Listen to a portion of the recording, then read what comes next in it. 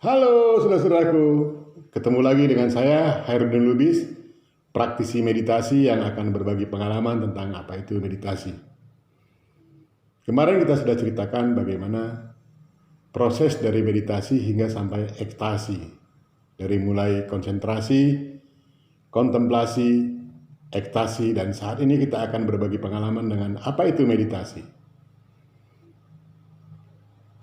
Ketika ekstasi kita begitu bahagianya karena sudah melihat gerbang yang akan kita masuki, di mana di sana adalah ruang maha hening, maha ilmu, dan maha pengetahuan. Apa yang terjadi pada fisik? Seluruh sel semua aktif, DNA aktif memperbanyak heliksnya. Seluruhnya menjadi berbahagia, terimplementasi kepada kebahagiaan kita. Itu yang terjadi pada fisik. Kemampuan fisik terblow up secara maksimal. Kita mengenal bahwa tubuh kita terdiri dari fisik, pikiran, jiwa, dan ruh.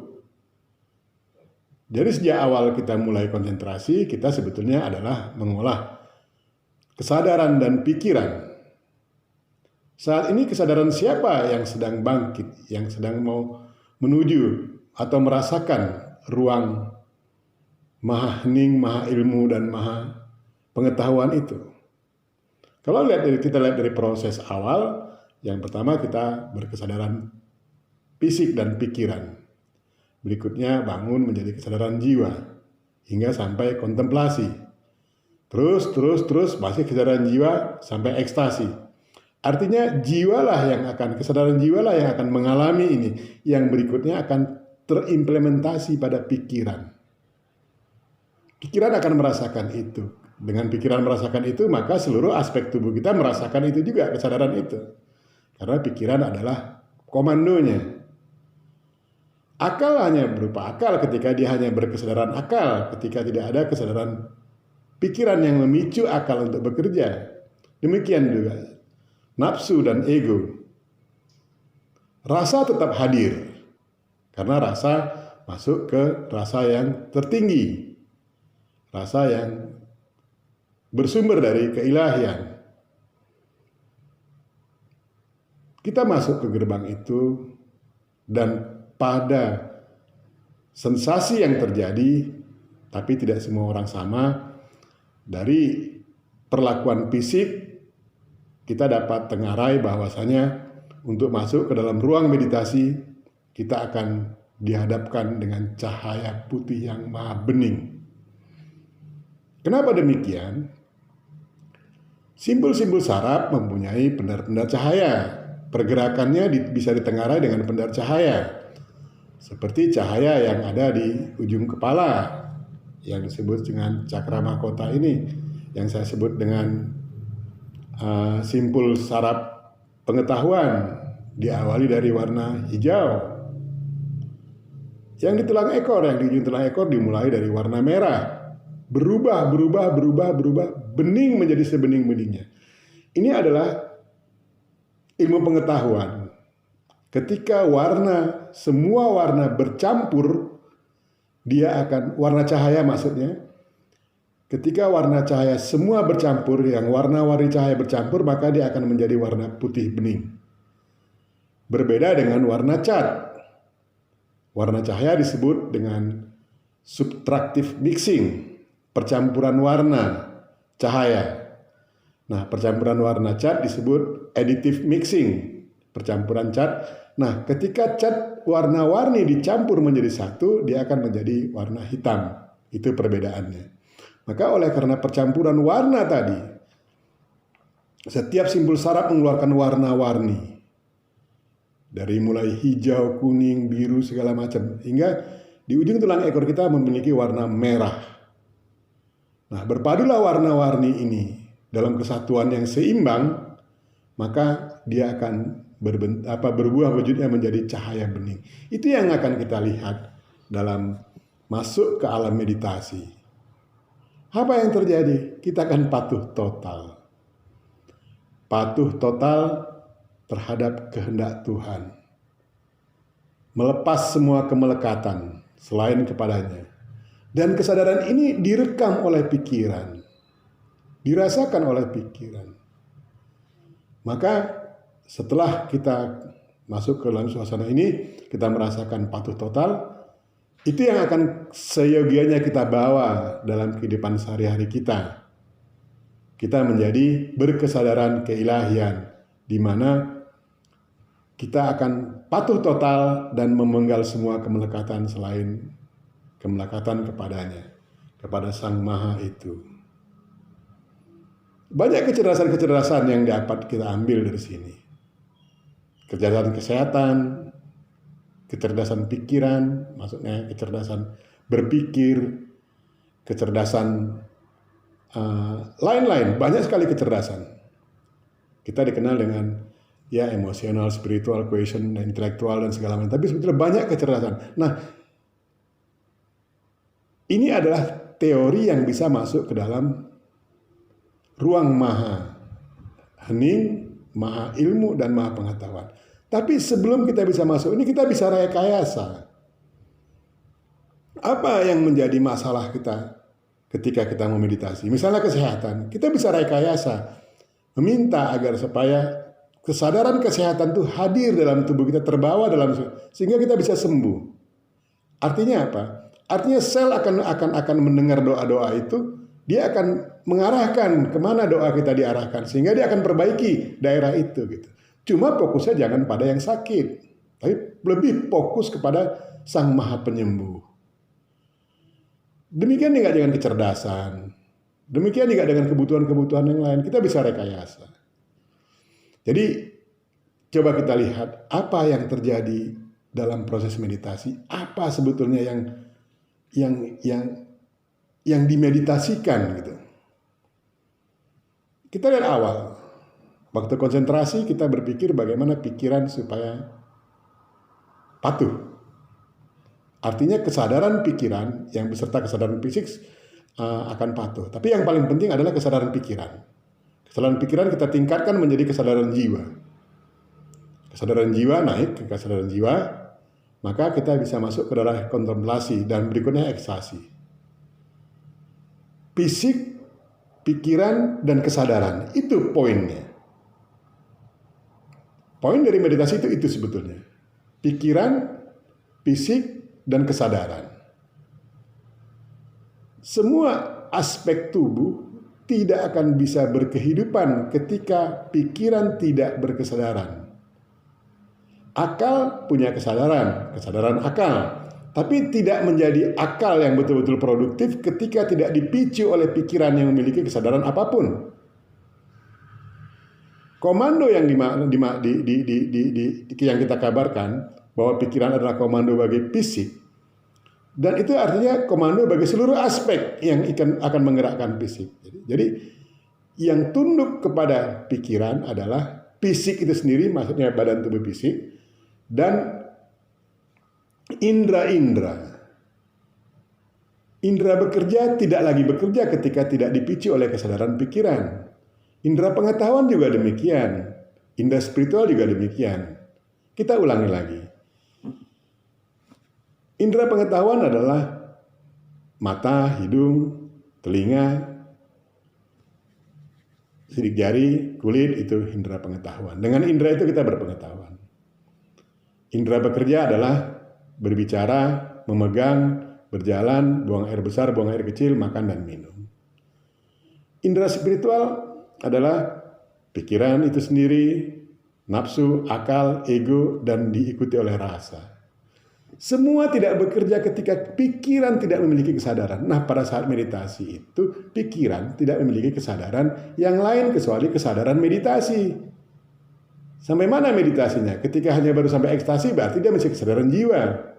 Ketika masih kontemplasi, perpaduan antara kesadaran pikiran dan kesadaran jiwa. Ketika masuk ke ruang yang maha ilmu, maha hening, maha pengetahuan, maka kesadaran pikiran adalah kesadaran keilahian, kesadaran tertinggi yang bisa dicapai. Kesadaran inilah yang menggerakkan semua aspek tubuh kita.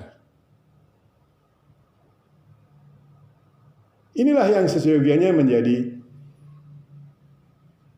semangat pikiran ketika pikiran sudah tidak lagi dalam kondisi meditasi, tapi berkesadaran meditasi dalam aktivitas sehari-hari. Pikiran sungguh memiliki power yang luar biasa. Power yang luar biasa. Kenapa saya berani menggali sampai ke kedalaman ini? Ada kunci-kunci yang bisa kita masuki melalui jalan itu. Misalnya begini. Dapat informasi bahwa setiap kelahiran manusia lahir rasi bintang. Pemahaman dasarnya rasi bintang untuk penyeimbang alam semesta. Berarti hebat banget dong ini manusia. Harus ada penyeimbang kelahirannya. Harus ada penyeimbang. Berarti hebat. Di mana kehebatan manusia ini? Meditasi menawarkan sepertinya yang menjadi manusia ini menjadi hebat sebagai manusia fisik, pikirannya yang tentu sangat diiringi dengan kesadarannya. Pikiran saja tanpa ada kesadarannya, dia tidak akan menjadi apa-apa. Dia hanya menjadi fisik yang hanya bisa hidup, tidak berkehidupan. Itulah meditasi, menawarkan sebuah pengetahuan, menawarkan sebuah ilmu. Maka saya selalu bilang, agama itu bukan hanya ritual, tapi di sana ada teknologi dan sains. Setiap ciptaannya pasti diiringi dengan sains dan teknologinya. Demikian juga ketika kita lahir di muka bumi.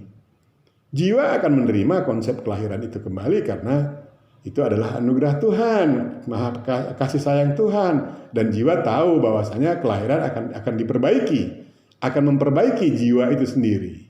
Karena jiwa bisa terkotori dan malah bisa luka.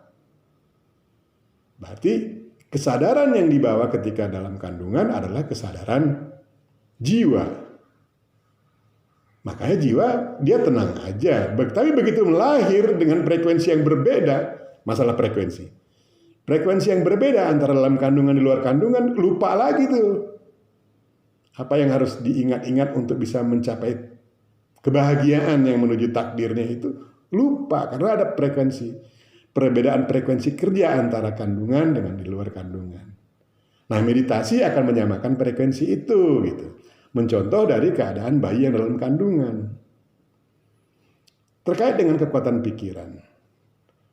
Ketika pertama sekali kita dicipta sebagai realita yang kemudian menjadi manusia untuk katakanlah untuk membangun bumi ini untuk kehidupan selanjutnya. Pasti kita memiliki kemampuan seperti kemampuan Tuhan tentu dalam frame fungsi dan tugas kita saat itu. Nah, kemampuan itu terekam terus sampai ke episode-episode berikutnya. Nah, ketika itu bisa digali, kebayang bagaimana kekuatan pikiran. Meditasi menawarkan pengetahuan dan ilmu. Itu yang perlu kita ketahui. Jadi tujuan meditasi agar kita mengerti. Begitu kita mampu memahaminya, memaknainya. Dan harus melahirkan sebuah produk. Untuk apa produk itu? Untuk membangun peradaban. Apa produknya? Apa saja. Jadi sesungguhnya meditasi itu menawarkan sebuah nilai lebih dari sekedar kita berpengetahuan dan berilmu dalam konteks fisik. Tapi cerdas secara fisik dan cerdas secara spirit. Maka akan dilahirkan produk-produk yang betul-betul maslahat. Saya teringat apa kata Aristoteles. Ada 3 hal tujuan orang menikmati karya seni. Yang pertama untuk kesenangan. Kesenangan dominnya fisik.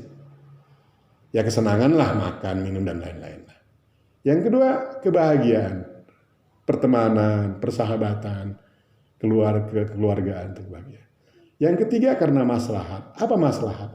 Yang produknya bisa menjadi inspirasi orang lain untuk memproduksi produksi yang bagus, yang juga bermaslahat, itu maslahat. Nah, seyogianya ketika kesadaran meditasi kita bawa pada kecerdasan fisik kita bukan hanya memiliki kecerdasan fisik yang 2 tambah 2 sama dengan 4. Kita akan memiliki begitu banyak ragam kecerdasan. Tentu setiap orang berbeda-beda.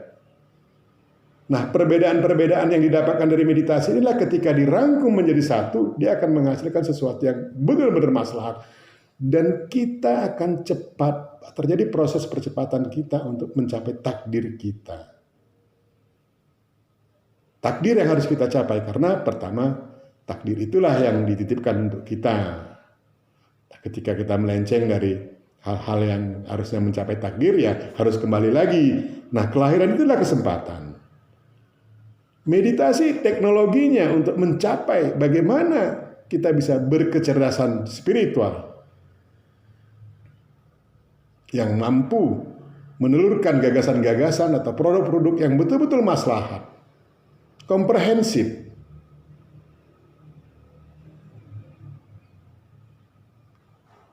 Jadi meditasi, saya pikir itu adalah teknologi dan sains yang perlu kita menjadi perhatian buat kita.